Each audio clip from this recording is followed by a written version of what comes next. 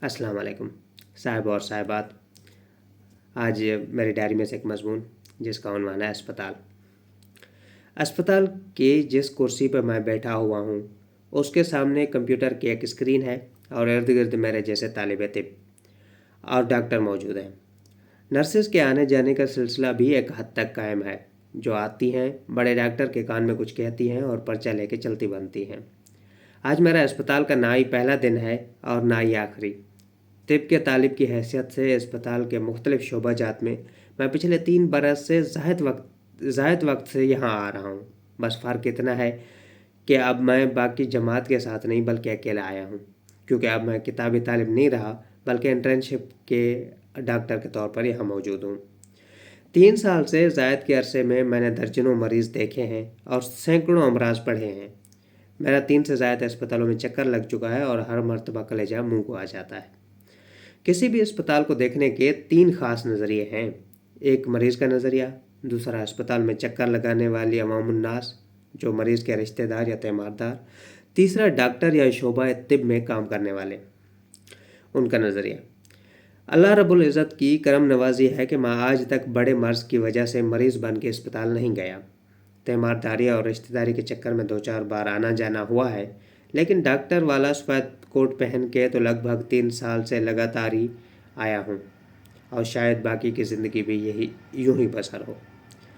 Doctor के नज़रिए से अस्पताल में यह देखा जाता है कि कितनी भीड़ है और कितना काम मेरे ज़िम्मे है।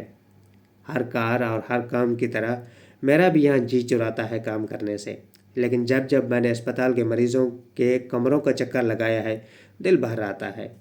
मेरे अस्पताल में हर अस्पताल की तरह दर्जाबंदी की गई है। आम मरीज़ जो सरकारी खर्चे पे हैं उनसे बेहतर जो इंश्योरेंस वाले और उनसे बेहतर जो पैसे वाले हैं। पैसे वालों के लिए आलीशान कमरे हैं जिनमें एक नर्स 24 घंटे मुकर्रर है।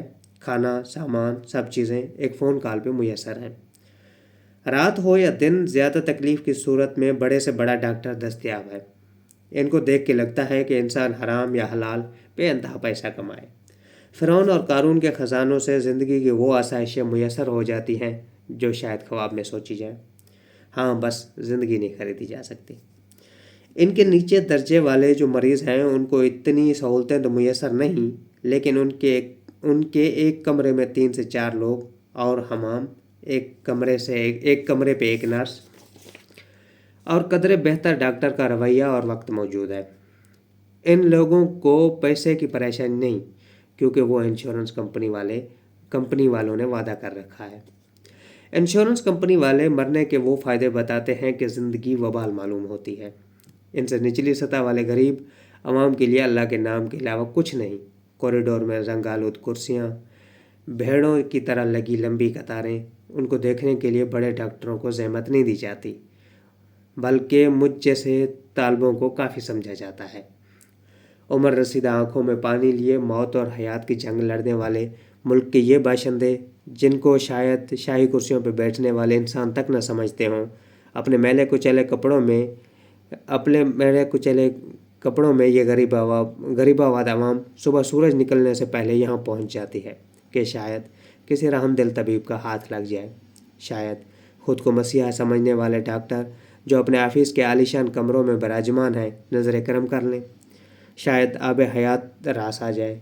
शायद दवाइयों वाले कमरे से फरिश्ता कोई ऐसा माजून लेके बरामद हो जिसके एक घूंट से जिस्मानी और रूहानी ज़ख्म भर जाएं, लेकिन यह सब मुमकिन नहीं हो पाता। जितने शोबाजात के वार्ड का मेरा चक्कर लगा है, बच्चों वाले वार्ड जाते ही दिल बैठ जाता है कि या खुदाया, ये कैसी तेरी दुनिया है कि एक इंसान माँ के पेट से निकलने ना पाया कि उसको मशीनों के सुपर्द कर दिया। बच्चों को तकलीफ़ में देख के मुझे मजहबी लोगों की बातें भी याद आती हैं जो कहते फिरते हैं कि हर किसी को गुनाह की सज़ा मिल रही है। भला ये कैसा अदल खुदाबंदी है कि नन्ही सी जान को हयात के वो दर्द लाहक हैं कि अल-अमान अल-हफीज़। भला ये भी कैसा अदल है कि वालदैन के कुकर्मों का घड़ा एक नन्ही सी गुड़िया भर रही है। इन बड़ी अस्पतालों में कभी देखा जाए तो मौत और रहम का फरिश्ता दोनों हर पल मौजूद हों। ज़िंदगी भी कितनी अजीज़ है ना। इंसान चाहता है कि 2 और सांसें 2 पल ज़िंदगी के जी ले। मर्ग के बिस्तर पे भी इस दुनिया की लज्जत नहीं जाती। मशीनों में जकड़े रूह भी भला उठ के खेले कूदे हैं। मैंने आज तक किसी की मौत को दानिस्तान नहीं देखा। हाँ, लाश को ले जाते रोते पीटते लोग देखे हैं। अस्पताल में कमाई की भी एक मशीन है जिसे हम मेडिकल स्टोर्स कहते हैं। इन स्टोर्स पे मिलने वाली दवाइयाँ बनती तो सिर्फ कुल कीमत के 10% में हैं, लेकिन बिकती क्लियोपेट्रा के सोने के सिक्कों में है। इससे किसी की जान बचती है या जाती है, इससे दवा बेचने वाली कंपनियों को क्या। दवा बनाने वाली कंपनियों की मीटिंग्स में दवाइयों के फ़रोख्त को और 2 और 4 गुना से ज़र्ब देने की तदबीरें और तकरीबें सोची और रची जाती हैं। एक बात बताऊं आपको, वो ये कि मैं और मेरे जैसे कई तिब के तालिबों को वालिदैन, असातिज़ा, यूनिवर्सिटीज़, सुपरवाइज़र डॉक्टर ये सिखाते हैं कि डॉक्टर बनने से पैसा आ जाता है।